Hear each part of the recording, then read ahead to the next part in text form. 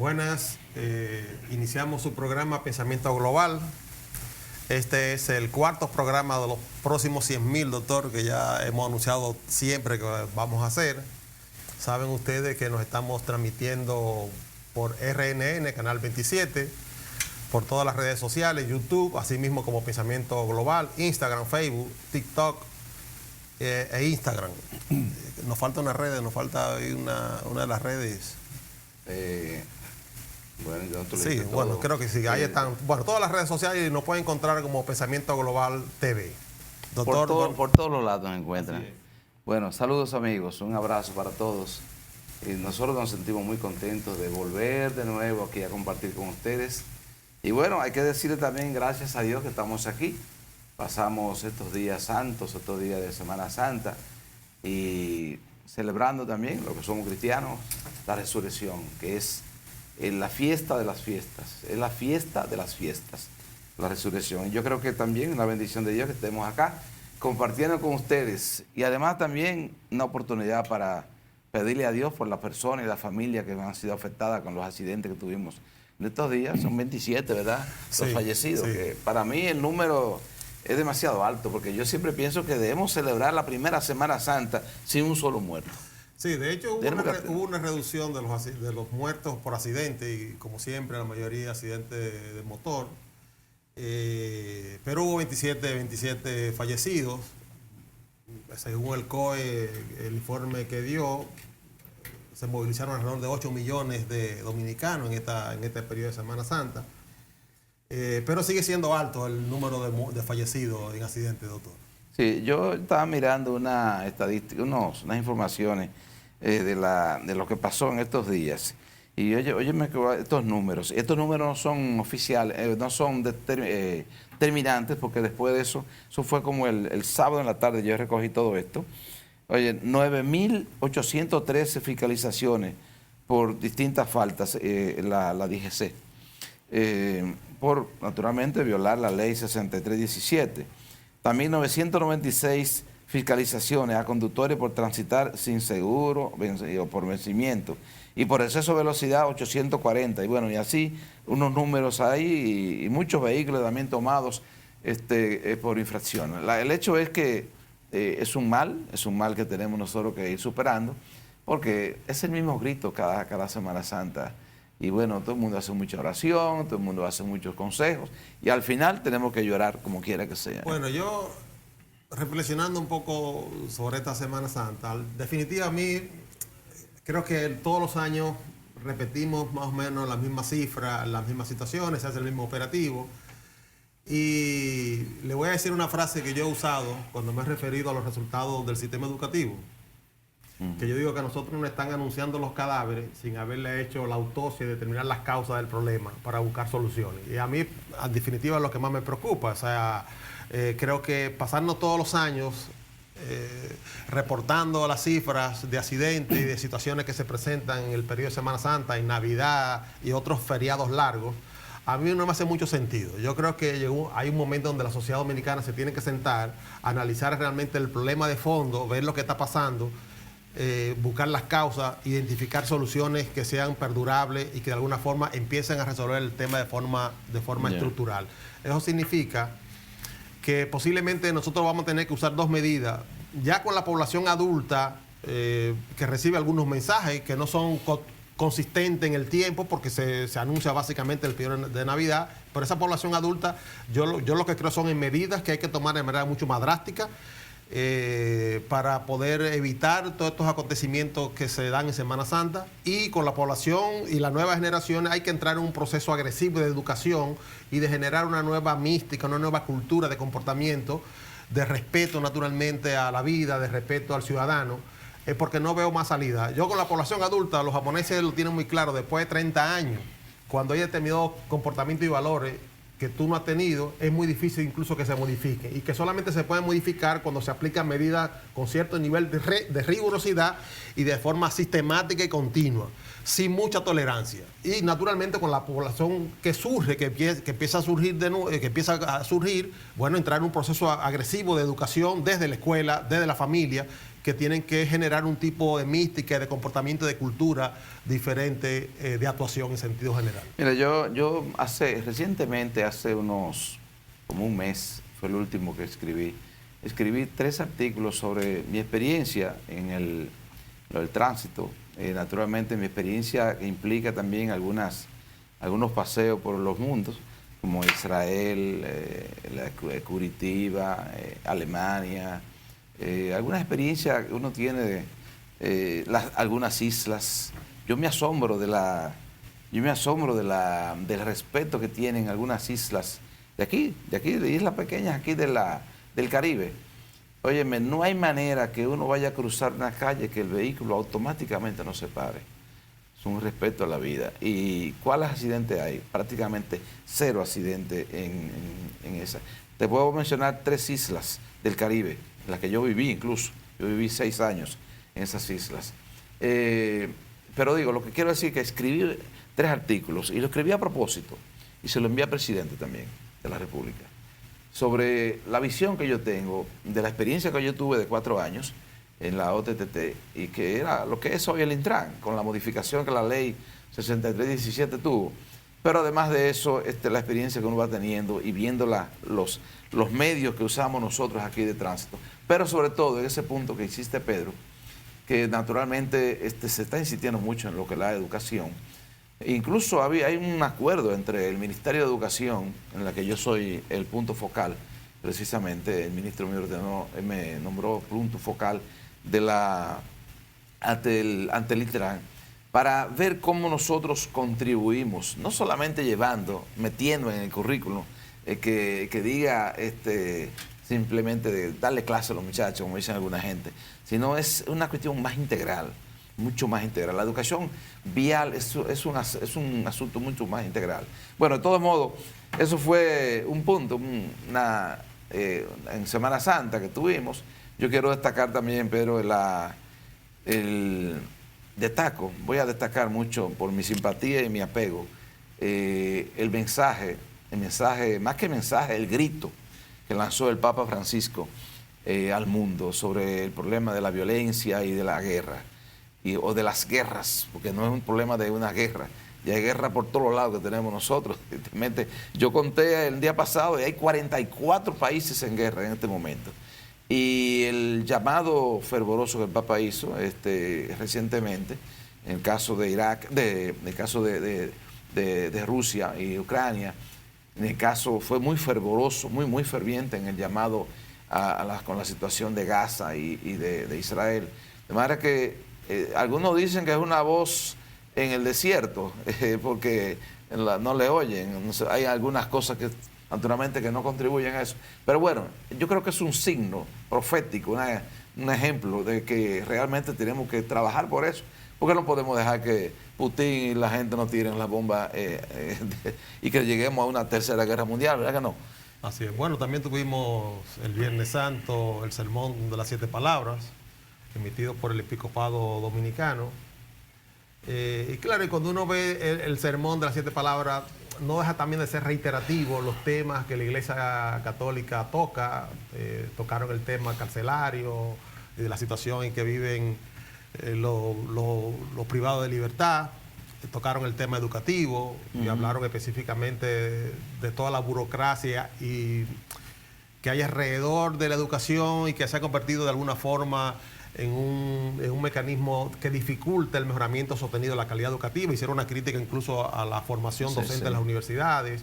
Tocaron el tema de la mujer y el tema de los feminicidios, la discriminación. A propósito, si no mal recuerdo, creo que fue la primera vez que hubo una mujer, una religiosa que emitió una de las palabras en este... Bueno, no recuerdo, no es privativo, porque eso cualquiera lo puede hacer, laico comprometido, un religioso, pero realmente y fueron 2 mujeres, porque fue una monja y también una laica, de manera que las monjas son mujeres. Sí. Entonces, yo destaco, bueno, voy a, como dicen algunos por ahí chistosos, yo lo voy a referir a mi artículo. Yo escribí un artículo ayer, lo publiqué en 3 periódicos y sobre, así mismo se llama, Sermón de las 7 palabras. Yo te lo envié, Pedro. Bueno, yo... perdón. No, que quería decir que en ese artículo yo precisamente hago eso que tú dices, Pedro, sobre lo de la mujer.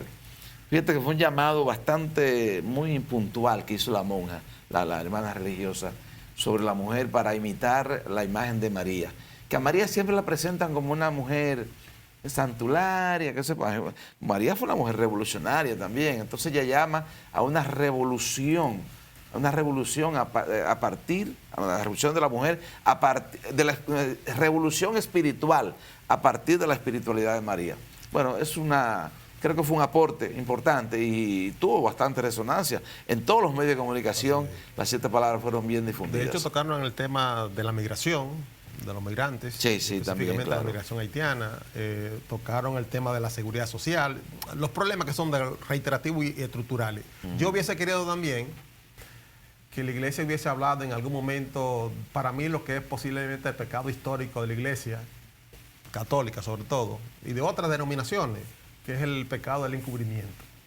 ¿El encubrimiento? Sí, en esa primera palabra, posiblemente donde más le puede pegar, que es la que dice, Padre, perdónalo, porque no saben lo que hacen. ¿Encubrimiento en qué sentido, Pedro? Bueno, porque yo comparo mucho lo que ha hecho la Iglesia Católica cuando tiene conflictos y problemas internos, sobre todo relacionados al tema de la violación de menores, y entonces el mecanismo que ha tomado muchas veces es encubrirlo, trasladando al sacerdote a otra demarcación, pero lo que hace es trasladar el problema.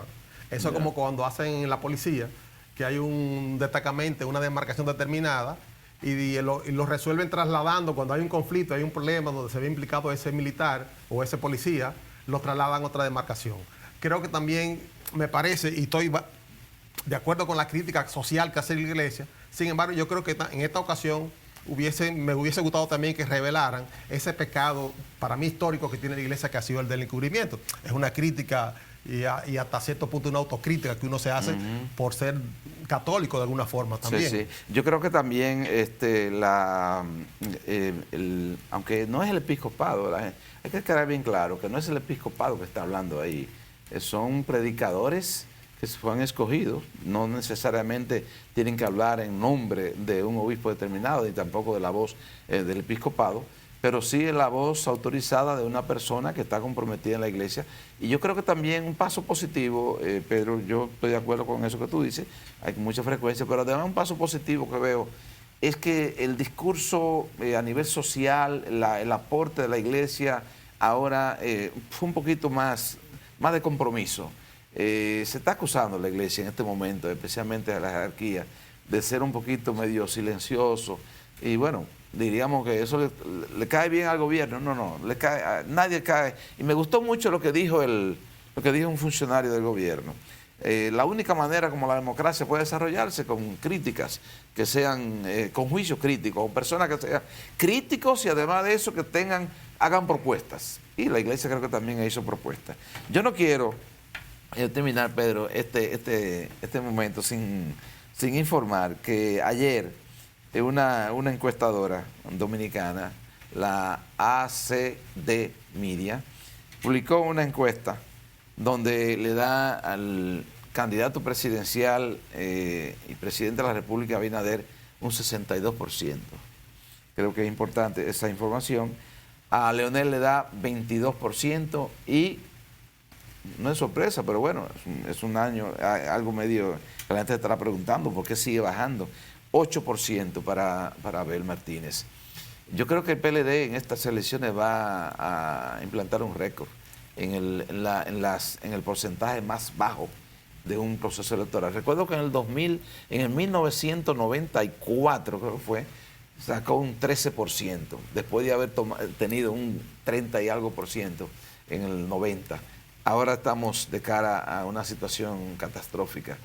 Es una situación, claro, esta es una encuestadora, pero la Galo también le da la misma cantidad y otras encuestadoras de importancia. Mira, yo la verdad que no veo por qué no se reconoce que República Dominicana vive en olas electorales y que este fenómeno que está ocurriendo con el PRM y el presidente Luis Abinader ha ocurrido con ellos, con la oposición en otras ocasiones, donde la oposición se ha llevado a la presidencia, ha sacado la mayoría de los municipios, los senadores, los diputados, Y me parece que eso es un fenómeno propio de los ciclos electorales, donde aquí hay alrededor de un 40% de gente que fluctúa en función de coyunturas muy específicas. Ahora bien, yo creo que la oposición no se está dando cuenta de una cosa. Uno, que esta alianza que llama Rescate RD tiene un problema de carácter estructural irresoluble. Y es que la Fuerza del Pueblo y el PLD son vasos comunicantes y que el fortalecimiento de uno va en detrimento del otro y viceversa. Y de eso no hay forma de que ellos se puedan poner de acuerdo. Segundo, ellos tienen un problema serio y es que no tienen recursos. No tienen los recursos del sector empresarial de forma significativa y tampoco ellos quieren hacer apuesta a los recursos que ellos han logrado acumular durante todos sus ejercicios de gobierno casi durante 20 años. Y sin recursos económicos es muy difícil movilizar a la población dominicana a votar. De tal manera que ahí tenemos un problema serio. De lo más serio que yo encuentro, Pedro, para cerrar esta parte, es dos partidos políticos con un nivel bastante alto. Es como decir, cuando tú vas caminando y que pegarte de un gambao. Solo con un gambao, ¿verdad?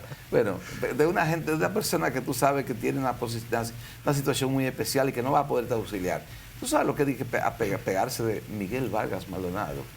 Y no digo por qué, pero óigame, eso es triste y es sumamente catastrófico. Bueno, se quedaron sin fuerza después de las elecciones congresionales. Y eso también hay una sensación de que ellos van a perder y que el presidente Luis Abinader se va a una Pero pegarse de un gambao. Bueno, eso es ya, triste. imagínese usted. Eso no bueno, nos ser. vamos a nuestra primera pausa y le anunciamos de antemano que vamos a tener a nuestro entrevistado de hoy.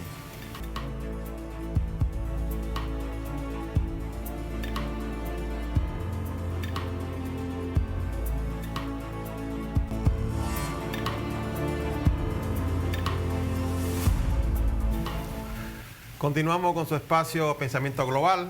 Ya saben ustedes que nos transmitimos por RNN, Canal 27, por YouTube, así como Pensamiento Global, Facebook, Twitter, TikTok, Instagram. Bueno, doctor, tenemos un invitado muy especial. Contamos en el día de hoy con la presencia del licenciado Rodolfo Valentín Santos, director general de la Oficina Nacional de Defensa Pública. Licenciado, bienvenido a nuestro programa. Muchas gracias, Pedro y Antonio. Para mí es un placer estar en este espacio tan importante, donde el pensamiento global va universalmente a todos los receptores que trasciende la frontera, no solamente República Dominicana. Así es. Doctor, no, para mí también, lo primero que debo decirle que estar presente con usted aquí me abre muchísimas preguntas, porque las preguntas que uno se hace normal, y más frente a un funcionario. Y la verdad que primero agradecemos su gentileza de acompañarnos, porque yo estoy seguro que esta gente que está ahí escuchándonos, está compartiendo con nosotros, están interesados en ver la situación que hay en este momento en su oficina y por supuesto ahora, en estos días que está muy encendido el ambiente, ¿qué es lo que hay? ¿Hacia dónde vamos nosotros? De manera que Pedro tiene una preguntita muy buena primero.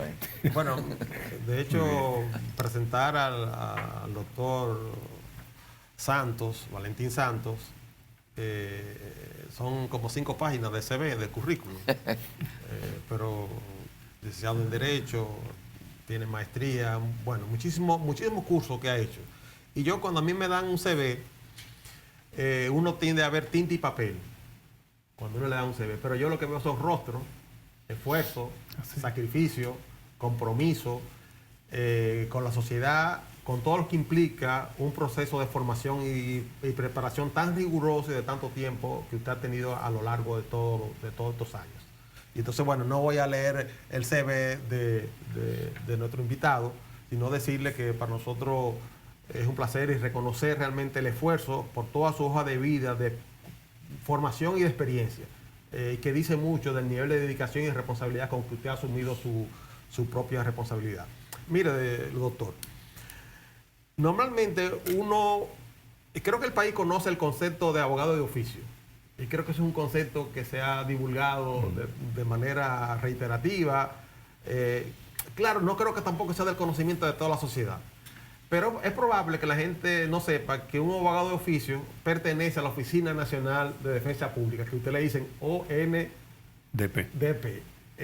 Y que tal vez de menos conocimiento de que esa estructura de abogado de oficio y que apoya y da acompañamiento a personas que están en conflicto con la ley de carácter penal pertenece precisamente a esa oficina. Y quisiéramos inicialmente, y nos resultaría hasta medio didáctico, que usted introduzca un poquito hablando de lo que es la Oficina de Defensa la Oficina Nacional de Defensa Pública, cómo está organizada, las funciones fundamentales que realiza y que de alguna forma le sirva de información a nuestro público. Pedro, es una pregunta sumamente importante que haces porque la sociedad dominicana debe de conocer que la oficina más grande que hay en el país se llama Oficina Nacional de Defensa Pública y pertenece al Estado. Son aquellos abogados que asisten a aquellas personas en conflicto con la ley penal. Y decirte que a raíz de la promulgación del Código Procesal Penal en el año 2002 y su publicación en el año 2004, donde tuvo aplicación en sentido general en todo el país, cambia ya la figura o el concepto de abogado de oficio. Decían antes que el abogado de oficio eran abogados que no tenían realmente oficio, porque estos abogados recibían los procesos o el expediente ya en la etapa de juicio. O sea, que no participaban en el levantamiento de las pruebas, pero tampoco en la etapa intermedia. Entonces, imagínense ustedes, este abogado de oficio recibía los procesos ya estando en el tribunal.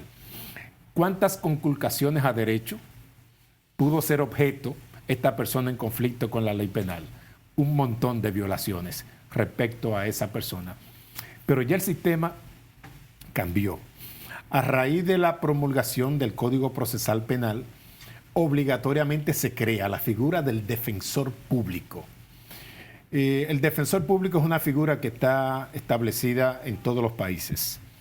Y el defensor público ya viene a acompañar a la persona desde que es detenida, desde que es arrestada, desde que está en un destacamento, tiene la posibilidad de llamar a cualquiera de las oficinas, 32 oficinas que tenemos a nivel nacional, y pedir el servicio de un defensor público. Y nosotros le asistimos desde el destacamento hasta que es desvinculado del proceso. Ojo, no hasta que haya adquirido una sentencia definitiva que lo mantiene guardando prisión. No, desvinculado totalmente del proceso. Porque a esto tenemos también defensores públicos de ejecución de la pena. Cuando se hace definitiva la pena, entonces ahí comienzan también aquellos derechos de los cuales no se escapan esos seres humanos. Por ejemplo, cuando tienen problemas de salud. Claro.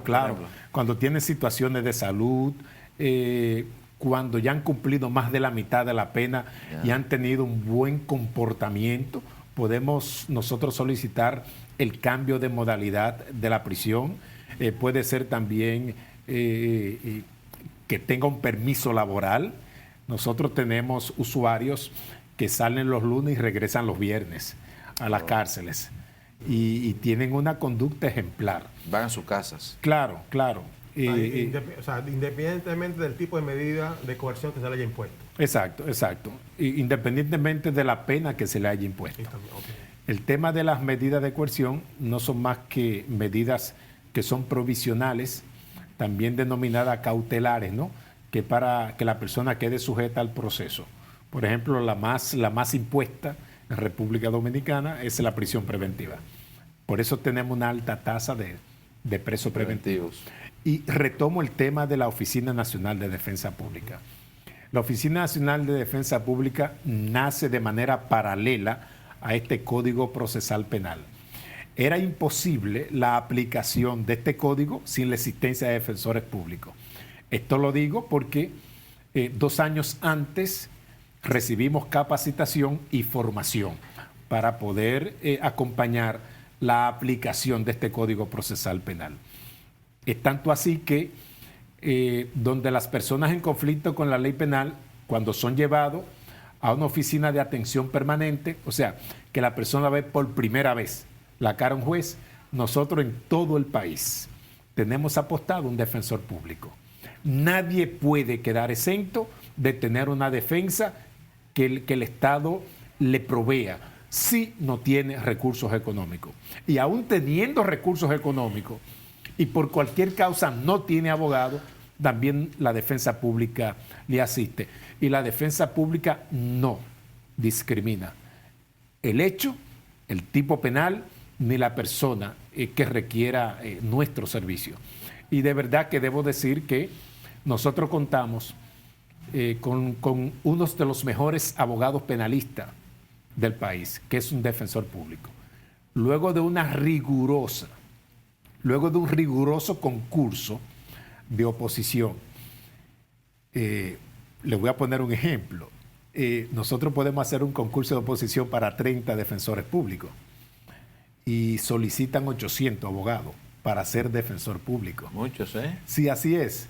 Ese concurso dura aproximadamente unos 6 meses, pero luego que salen electos, el abogado que aspira a ser defensor público dura 1 año en la Escuela Nacional de la Judicatura. Una especie de inducción. Claro, con una formación integral, no solamente de las materias misionales, sino materia totalmente integral, incluyendo el tema del comportamiento ético, ¿no? de ese profesional del derecho y cómo conducirse y las atenciones también a nuestros usuarios, porque nos preocupamos mucho por la atención a ese usuario que va reclamando una cobija, una sombrilla, para que a su pariente, a su hijo, a su sobrino, a quien sea, se le pueda proteger y velar de que el debido proceso sea cumplido al pie de la letra y sobre todo la dignidad y esos derechos fundamentales de lo que somos objetos, los seres humanos. Entonces, para que haya un equilibrio, ¿no? y un Estado de derecho, y hay un equilibrio, ustedes saben que existe la Procuraduría General de la República, Ministerio Público, acusa, imputa, persigue y pide prisión preventiva. Y para que haya un equilibrio, un Estado social y de derecho, debe de haber entonces una institución que vele para que esa actividad de poder represivo del Estado pueda conducirse de acuerdo a la norma y al debido proceso establecido en nuestras leyes en la República Dominicana. ¿Y qué hace el defensor público? Vela para que esos derechos fundamentales no les sean conculcados o violados por ese poder represivo del Estado. Bien. Nosotros somos un clavito en el zapato dentro del sistema penal en República Dominicana. Bien, continuamos, tenemos que ir a una pausa, continuamos con nuestro programa y hay una preguntita que a propósito de algo que usted dijo le voy a hacer, pero recuerda que no podemos dejar de tocar el tema de la crisis del sistema penitenciario dominicano, que lo vamos a tocar después que le hagamos una pregunta al regresar con relación a la oficina y entonces continuamos con ese tema.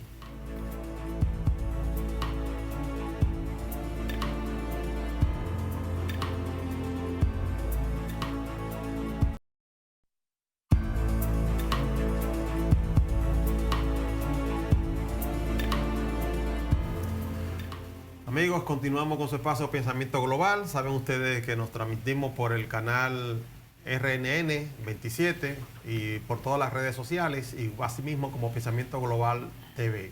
El doctor, usted tenía una pregunta. Doctor, hay una preguntita que yo quiero hacerle, pero antes te lo pregunta. El servicio de ustedes es a la población en general, ¿verdad? Cuando yo le dije a alguien que íbamos a entrevistar al director de la Oficina Nacional de Defensa Pública, me dijo, pero ese señor se llama Ulloa. apellido.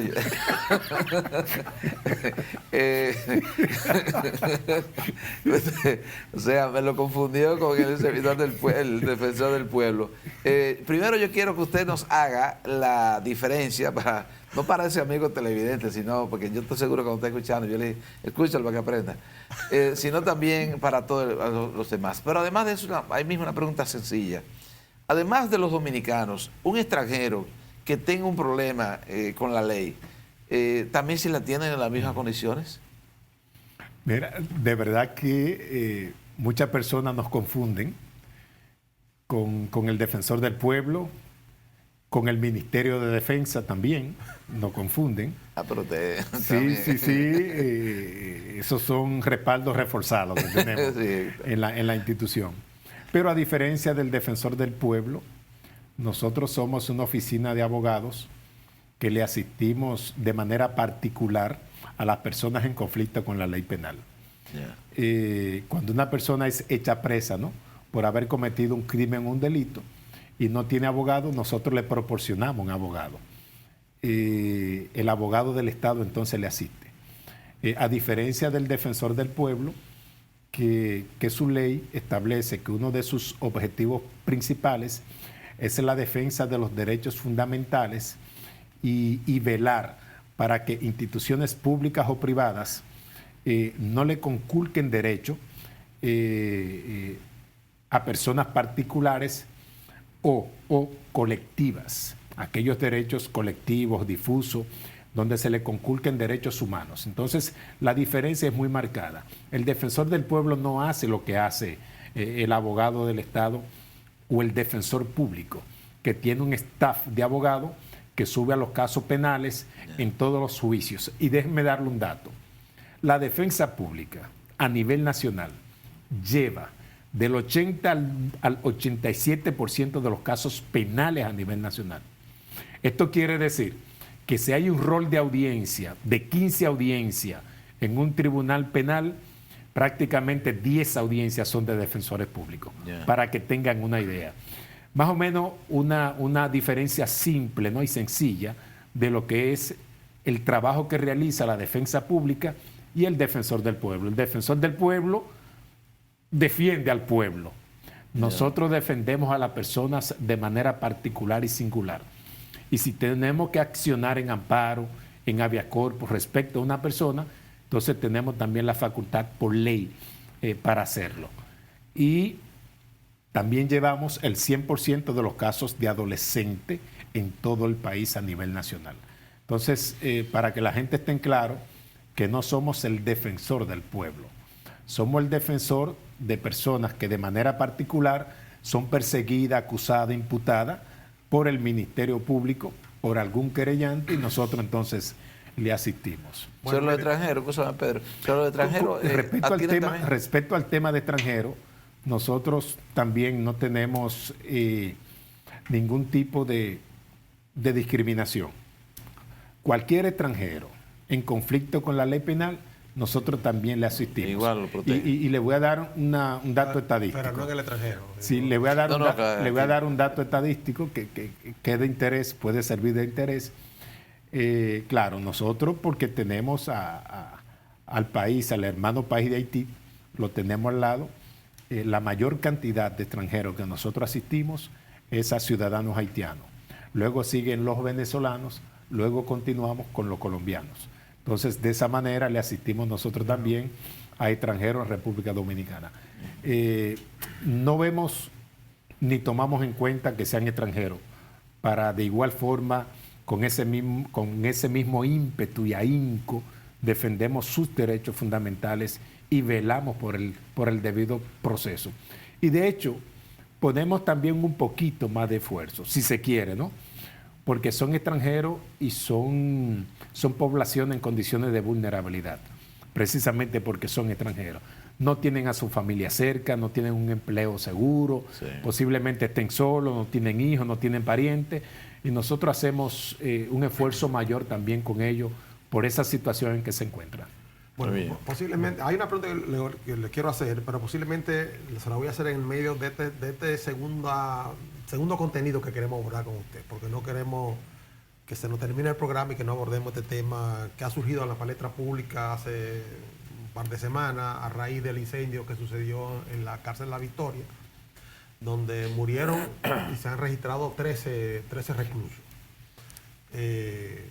Y que devela todo el problema del sistema penitenciario. Y eso parece a los temas recurrentes que nosotros tenemos, porque hace algunos años en Higüey hubo 100 y pico de muertos también en la cárcel de allá. Creo que no era Namuya, creo que todavía no se había construido Namuya, pero no más recuerdo. 134 muertos en el 2005. Entonces, este es un problema de carácter casi estructural. Y bueno, y surge cuando hay acontecimientos de este tipo que llaman la atención. Mi pregunta es, doctor, ¿cuál es la visión que tiene usted respecto a cómo vamos a resolver y abordar este tema del sistema penitenciario dominicano, que es un tema, reitero, casi de carácter estructural y que no le vemos como una salida clara a ese problema que afecta a esa población que se encuentra recluida, donde incluso la mayoría de las personas que están en el sistema penitenciario dominicano está en condición de personas preventivas, de preso preventivo. ¿Cuál es la visión que tiene usted sobre este problema y que usted nos lo pueda analizar con la mayor amplitud posible? Mira, Pedro, tú has mencionado un concepto en esta intervención 2 veces, que parece un problema casi estructural. Y de verdad que yo no me posiciono en el término de que es casi estructural. Porque ninguna ley, ninguna norma manda a que las cárceles de República Dominicana estén en esas condiciones. Sí, yo puedo decir que es sistémico. Es sistémico porque autoridades encargadas, ¿no?, de que las condiciones mejoren o no estén en esas condiciones, permiten en que las cárceles estén en esas condiciones. Entonces, el problema es sistémico y al mismo tiempo sistemático, porque en el tiempo ha perdurado esa crisis horrible que existe en los centros carcelarios. Nosotros como Defensa Pública, por mandato de la Ley 277-04, nos permite levantar y realizar un informe de las condiciones de detención y de prisión en República Dominicana. Y si alguien no ha tocado este informe, este tiene unas 359 páginas. Y nosotros aquí develamos todo lo que existe en las cárceles dominicanas. Y de verdad que todo lo inadmisible en esas cárceles se trafica. Todo lo inadmisible. No solamente es una revelación, una develación o una denuncia que hace este informe de los hallazgos, sino que al mismo tiempo, para que sea efectivo, también nosotros realizamos recomendaciones al sistema. Es un aporte para que el sistema funcione. Tanto a la Procuraduría General, Ministerio Público, se lo remitimos al Defensor del Pueblo, al Poder Ejecutivo, todos los órganos encargados, para que esta situación no permanezca en los centros carcelarios en República Dominicana. Entonces nosotros los notificamos. Y es reciente, doctor, estamos hablando del año 2022. Sí, así es. Ya el levantamiento del 2023 ya lo hicimos. Ya lo tienen. Estamos trabajando la edición y la transcripción. Va a ser un informe con más volumen que ese, con más páginas que ese, y de verdad le adelanto que el problema persiste. Y de verdad que he dicho que nosotros tuvimos bueno, digo nosotros porque es un ciudadano del mundo. Nelson Mandela duró 27 años privado de libertad. 27 años. Nelson Mandela. Sí. Y recorrió 3 cárceles. Y Nelson Mandela dijo, si quiere conocer el desarrollo de un pueblo, solamente debe de visitar sus cárceles. Y yo creo que es ahora. Es el tiempo en que las cárceles en República Dominicana deben de transformarse. Y a mí me parece que el presidente de la República está determinado en que se transforme el sistema carcelario en República Dominicana de una vez y por todas. Yo siento que el presidente ha asumido Así claro, es. Evidentemente a veces hay signos que despiertan también, que ha ayudado mucho. Esto que acaba de decir Pedro de del incendio en la Victoria, eso. Todo el mundo sabía la crisis que hay aquí. Es un detonante. Sí, pero esto fue un detonante que expresa la situación caótica que se vive. Bueno, vamos a una pausa y retornamos, ¿eh?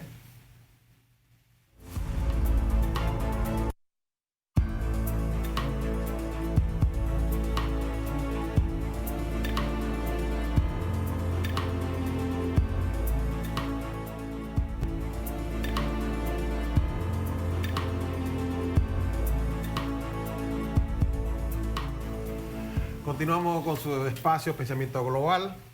Saben que nos estamos transmitiendo por RNN, Canal 27 y por todas las redes sociales. Doctor, le voy a aprovechar para hacerle como dos preguntas en una. Porque a mí me resulta un poco de estas cosas que, bueno, este señor sistémico, yo digo histérica, histórica, sistémica, y que parece que no tenemos solución. Y a mí me parece como inadmisible. Porque la Dirección General de Prisiones, la Dirección General pertenece al Ministerio Público. Así y es. está bajo la dirección directa del Así Ministerio es. Público. Y a mí me resulta un poco, y quiero ver su opinión, que, bueno, doña Miriam Germán ya tiene prácticamente, va a cumplir 4 años en ejercicio como Procuradora General, y que ese tema no se haya abordado en este periodo de tiempo. Es un problema histórico, yo digo Así es. histórico, de muchos años y que ha sido recurrente, y como usted señaló, sistémico. Ahora, a mí me resulta extraño que, siendo la Dirección General de Prisiones una dependencia directa de la Procuraduría General, no haya tenido un abordaje un poco más adecuado, y que eso se le haya dado curso a ese problema y que no lo hayamos abordado con la mayor profundidad y responsabilidad posible. Y bueno, sé que usted lo han designado como parte de una comisión que designó el presidente para trabajar el tema del sistema penitenciario dominicano, y quisiéramos conocer un poco lo que se pueda decir, evidentemente, del rol de esa comisión, cuáles son los planes, los proyectos que se empiezan a hacer, y entonces les dejo como esas dos cosas sobre la mesa para ver su reflexión. Y además pegándole ahí, ¿cómo está lo de las parras? Mira, es una pregunta comprometedora, con una respuesta también comprometedora que voy a emitir. De verdad que yo lamento mucho de que a principios del 2020 prácticamente había un plan de humanización de los centros carcelarios. Si se le hubiese dado continuidad a ese plan de humanización, no tuviésemos esos fallecidos. A principios del año 2020 fue eso. Sí, o sea, a principio del año 2020 Ya. se había concluido, porque fue un cambio de gobierno y un cambio de gestión desde la Procuraduría, ¿no?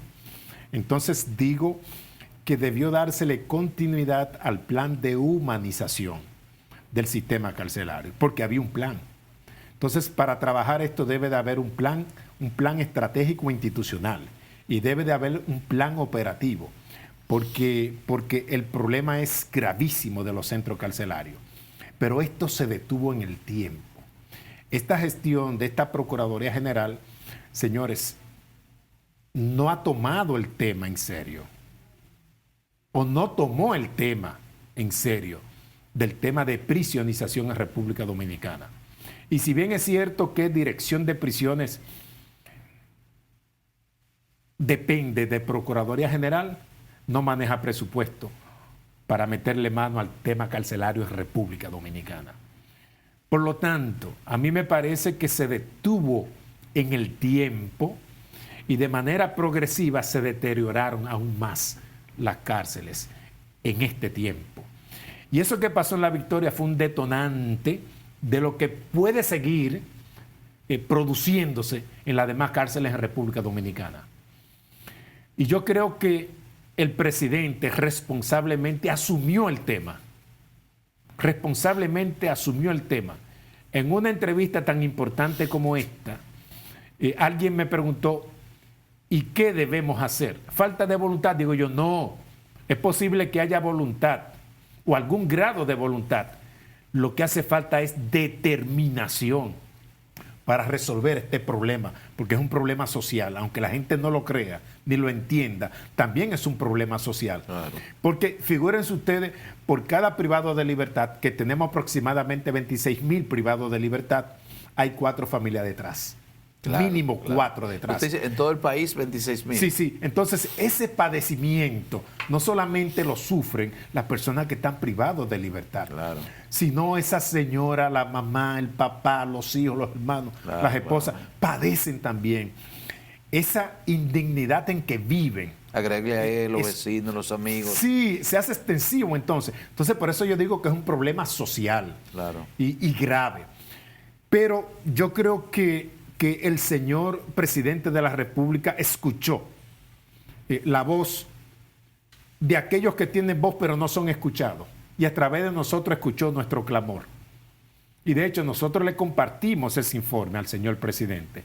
Y se notó preocupado con la situación. Y de verdad que en principio comisión, que gabinete, que junta, que aquello, muchos discursos y muchas reuniones y al final no se hace nada.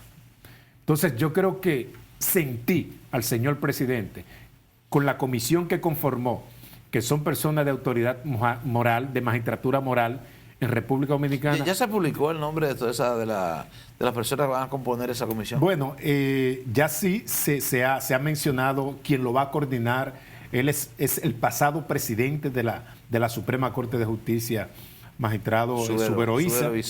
Roberto Santana, que es un ícono del tema de prisionización en América Latina. Es de lo que más sabe de este tema. Exacto. Está también el defensor del pueblo, este servidor también está dentro de esa comisión. Y para el ámbito técnico, ¿no?, estructural, están los decanos de ingeniería de unas 5 o 4 universidades en el país. Yo creo que ahora sí ¿De ingeniería? Sí, y de arquitectura. Ok, ya. Sí, yo creo que sí, que ahora hay una verdadera determinación a resolver el problema carcelario en República Dominicana. ¿Le van a aportar los recursos? Sí, claro. El presidente, yo dije, solamente basta con que el presidente dé la orden. Yeah. Y así ha pasado con esta comisión. Eso implica lo que le dije hace poco, que podría ser que se ponga en servicio, que se abran las puertas de las parras. Sí, claro. Eso está incluido en el plan. De hecho, se va a trabajar concomitantemente, ¿no? Porque este proyecto de crear esta comisión para trabajar el tema no se va a echar a dormir. Eso es de manera inmediata. El tema de lo que falta o lo que resta para condicionar, ¿no?, la nueva Victoria, La Parra, y además de eso, el tema o el proceso de los traslados de los internos de la Penitenciaría Nacional de La Victoria. Y de hecho, yo sugiero que no se llame ni siquiera Nueva Victoria.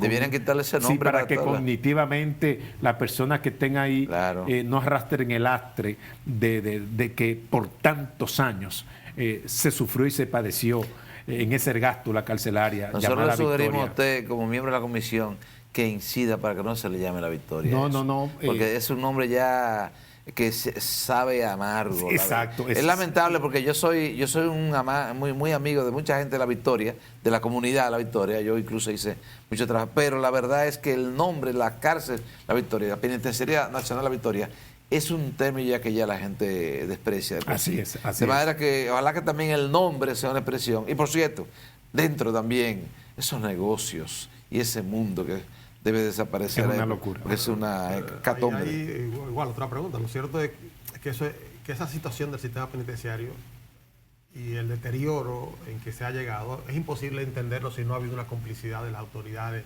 que gestionan y que dirigen ese sistema penitenciario. Indefectiblemente, todo lo inadmisible que se trafica ahí dentro es con la complicidad de las autoridades y quienes administran. No hay manera que no ocurra. Es que no hay forma, porque ustedes me pueden explicar que una doñita que vaya en bata y chancleta puede entrar una parábola que tenga 4 pies. Es imposible, no, es imposible. Y yo soy de opinión también que dentro de este proceso no puedan haber administrando cárceles en el país policía. No puede haber. Porque la ley incluso orgánica de la Policía Nacional no le da esa función a ellos para estar administrando cárceles en República Dominicana. Deben ser personas especializadas en temas de prisionización. Bueno. De hecho, en muchos países quienes están dirigiendo sus sistemas penitenciarios son civiles. Exacto, Gente exacto. formada y especializada, Exacto. en el manejo. Y por de eso funcionan. Ahora, yo creo que la cárcel es una expresión de lo que cómo anda la justicia en República Dominicana, que era también un tema que yo quería compartir con usted, pero eso será para otro programa, ¿verdad? Porque ya este se Yo nos termina siempre a el la tiempo. disposición. Bueno, le ¿Cómo no? agradecemos enormemente que nos haya acompañado, doctor, en este espacio, en este programa y compartir con nuestro público estos temas que son de interés para la República Dominicana y esperemos que tenga éxito en esa designación de esa comisión. Muchas gracias. Agradecerle a ustedes haber conversado estos temas tan interesantes y aprovecho para sugerir, ¿no? Como no me han pedido un consejo para sugerir a los jóvenes, a la sociedad dominicana, que hay una oficina abierta que le va a brindar un servicio de calidad. Pero yo les sugiero que traten lo más que se pueda de no meterse en lío, que no cometan delitos, que no cometan crímenes, que se aparten de esas actividades delictuosas, porque es fácil entrar. Es fácil entrar y a nosotros se nos hace difícil. Usted quiere medicina preventiva, no curativa. Claro. Exacto. Claro. Muy bien. Así Bueno, es. muchísimas gracias. Nada, a nuestro público, como siempre, agradecido de su atención. Nos vemos en la próxima entrega.